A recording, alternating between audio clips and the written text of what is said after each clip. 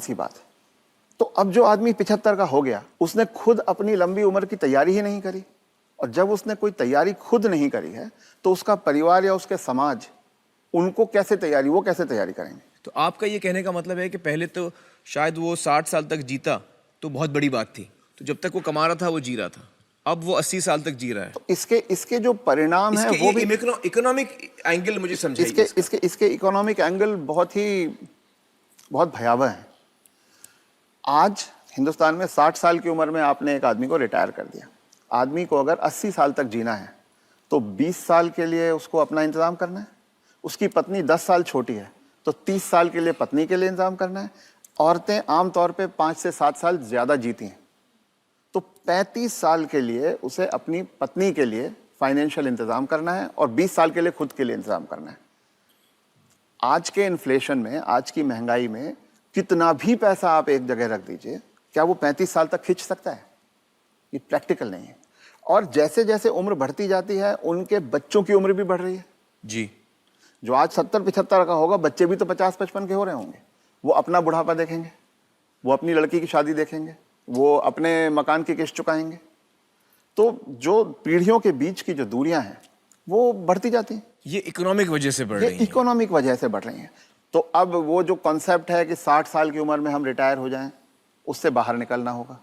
जब तक शरीर साथ देता है काम करते रहना है और 2 पैसे कमाते रहना है जी। कुछ करके किसी तरह से अपनी आर्थिक स्वतंत्रता को कायम रखना चाहिए, जितने ज्यादा से ज्यादा समय तक हम रख सकते हैं।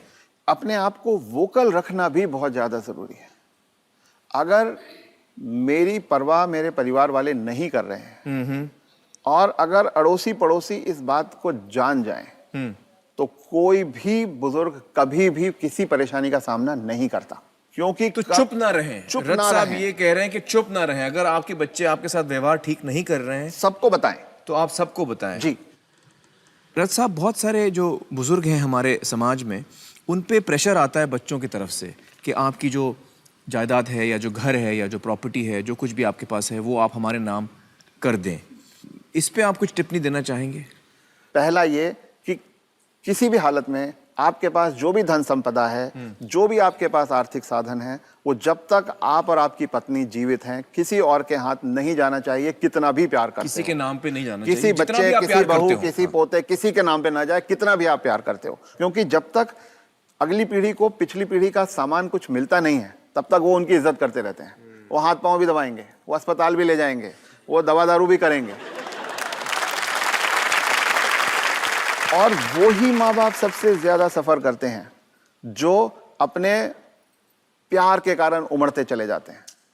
मेरा बेटा, मेरी बेटी, मेरी बहू, मेरा पोता, जो ये मेरा मेरा करना जिसने शुरू किया, बस वहीं से उनके दुर्गति के दिन शुरू हो जाते हैं। इसलिए सबको ये ध्यान रखना चाहिए कि कुछ भी हो जाए, कोई प्रलोभन आए, कोई इमोशनल ब्लैकमेल हो, कुछ हो, उन्हें अपने पास अपनी चीज को रखना चाहिए। उन अपने बच्चों से शेयर करें तो अपनी मन की खुशी को शेयर करें, अपने पैसे को शेयर ना करें। जी।